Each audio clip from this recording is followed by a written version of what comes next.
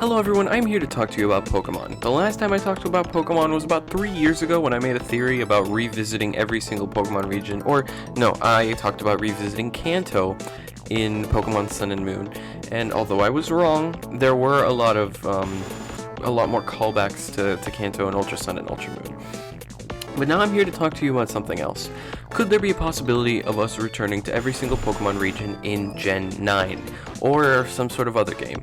In a sense, I was correct about my theory because the next games that came out after Sun and Moon and Ultra Sun and Moon were Pokemon Let's Go Pikachu and Let's Go Eevee, which took place in the Kanto region around the same time as the original Generation 1 games, but the only difference being is that the main characters in the original games set out on their journeys 3 years earlier than they did normally in the original games. But now with the most recent Generation 8, and also the fact that Nintendo is introducing paid DLC for the first time in order to receive legendary Pokemons and things of that sort, I am starting to see that there is a possibility of us getting a game where we have all generations, or at least most of them. And there are a lot of factors that play into why I believe that this is, so stay tuned and we are going to mention them all. First off, the most recent Pokemon anime is introducing something very strange that is not what's normally a part of their formula. In the anime, throughout the 20 plus years of Pokemon, we've had the same basic storyline for the Pokemon anime, where Ash would travel through to a region, and he would get all the badges, and he would try to become a Pokemon Master. This all changed, however, in Pokemon Sun and Moon, where they didn't have a Pokemon League, so instead of getting badges, Ash got the crystals and the Z-bands, whatever they're called. I didn't play Sun and Moon. And in this anime, Ash actually won a Pokemon League for the first time, and it was the first ever league of that region as well. Interesting thing to note, this was the final time that Ash actually tried to become a champion or win a tournament. That is until the newest Pokemon anime, Pokemon Journeys. I have been up to date with the sub, and let me tell you, this Pokemon breaks all conventions, all previously established things, and it is amazing. First of all, Ash is still here in the anime, and it was announced, I remember years ago, that if Ash ever won a Pokemon League, that meant Pokemon was over. In this anime, though, Ash isn't necessarily aiming to be a champion, but he is partaking in a tournament. I'm trying to spoil as little as possible. Basically, the premise of this anime is Ash works with a scientist, a professor, in his lab, and he researches Pokemon from all different regions. And what Ash is basically tasked on doing is he works with a partner named Go, with his partner Go, like his human companion. Go is supposed to represent the Let's Go players and Pokemon Go players, you know, the people who just know about throwing Pokeballs and less about fighting other Pokemon. And that's basically how to put it. You know, these games are about catching Pokemon. They're not about fighting them for the most part. That's not like their main appeal. And they basically go together to different regions. Ash is still in Kanto. Like the lab that he's working with, or the professor he's working with, sorry. He is located in Kanto, and he sends them off to different regions together. He has gone to Galar, and they picked up a Score Bunny.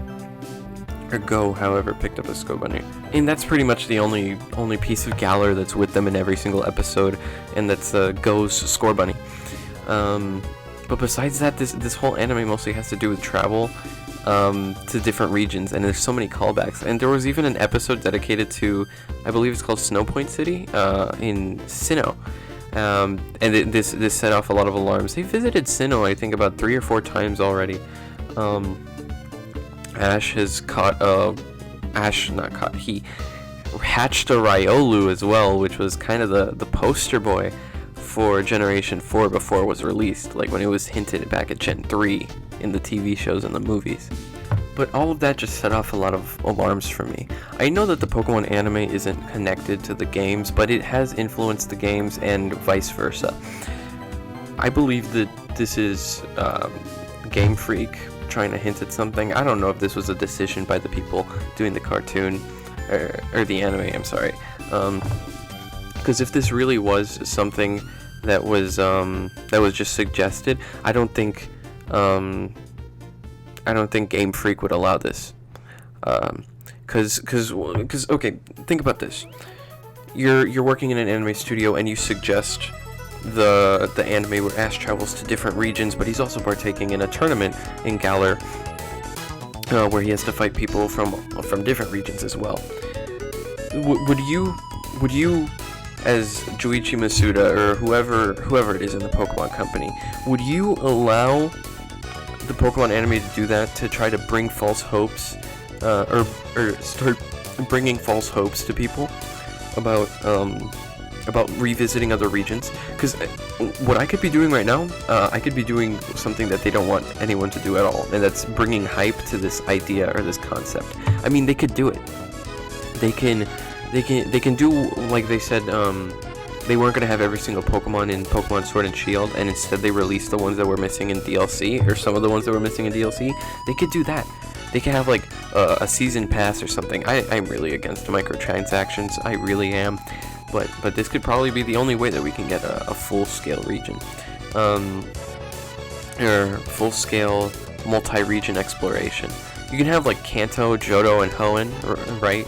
Kanto, Johto, Hoenn, and Sinnoh, because those are a pair, right? And then you can have generations 5, 6, 7, 8 being part of the other DLC. First DLC is going to have the first Pokemon from generation 1 through 4. Other DLC is going to have generations 5 through 8. All those Pokemon. I don't think, or maybe 5 through 7, because I don't think we're going to be able to revisit, Galar if we already have that as a standalone game. But you're starting to see the point, right? Basically make all the games that were handheld into home console. Because, I mean, let's be honest, Let's Go Pikachu and Let's Go Eevee, it was a good game, but it just didn't feel like a Pokemon game. It didn't feel like Generation 1. I love the art style. I love it. And I want to see Johto in that style. I think Hoenn would look good in that style too. And I think Sinnoh would definitely look amazing and gorgeous in that style, and especially with, like, those mini cutscenes that they had in Let's Go Pikachu and Eevee. I feel like these games could pull it off. I think they could do good. And that brings me to something else I wanted to mention. I believe Sinnoh could probably be remade in a Let's Go Pikachu, Let's Go Eevee style. Generations 5, 6, and 7, on the other hand, 1 through 4 should be made in the Let's Go Pikachu and Let's Go Eevee style, but 5 through 7, I feel like those should be remade in the style of Pokemon Sword and Shield, because those adventures seemed much grander. Because the way the world was built in those games, it was much bigger because of the technology at the time. You know, Pokemon Let's Go Pikachu and Eevee did capture that linear feeling that the original game had. And I feel like that's how it is with Gen 1 through 4. You could possibly say 5 as well, but 5 was like a complete soft reboot of the franchise. They tried, that's when they first tried changing most of the conventions of Pokemon. I'm talking a lot about Pokemon. I've said Pokemon so much in this video. This is all speculation. You know, I should have had a warning at the beginning of the video saying speculation alert, speculation alert, speculation alert. I'm probably gonna use that. But I think you're starting to get the point. I would love to have a conversation with someone about this, someone who's played more Pokemon games than me. I've played Generations 1, 2, 3, 4. I've played Black and White, in Black and White 2. I have not played Generation 6, I have not played Generation 7, and I have only gotten my hands on Generation 8 because of a friend, and I only got to battle a couple Pokemon in the wild area, but you get it. I am not as, how do you say it? I'm not as completely integrated into the Pokemon's modern community now. I don't have that much experience with the games besides knowing the story. And yeah, that's pretty much it. That was pretty much it for speculation. I just want to talk about this one-to-one. If you'd like me to continue this conversation, or if you want to talk to me about this, just message me in the comments. You could also tweet me. And yeah, that's pretty much it. I have nothing else to really say. But yeah, I should try to make another Discord, a new Discord. Just because I want to keep in contact with people who watch my videos. I'm trying to turn back to my own form. of making speculations and theories, and I wanted to talk about this Pokemon thing. Watching the Pokemon anime from the beginning. I'm starting to watch it with my little sister. She actually just interrupted me, and I had to cut the recording. But yeah, watching Pokemon from the beginning, and also watching the Pokemon Journey series at the same time, it makes me want to revisit everything again. I want to re-experience Pokemon. That's good.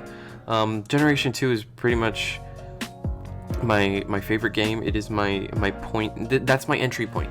That's where I that's not where I was introduced to the series, but the Gen 4 remake of Generation 2 is how I know so much about Pokemon, and the only real compelling thing. If I ever miss playing a Pokemon game, I just go back to play Generation 2.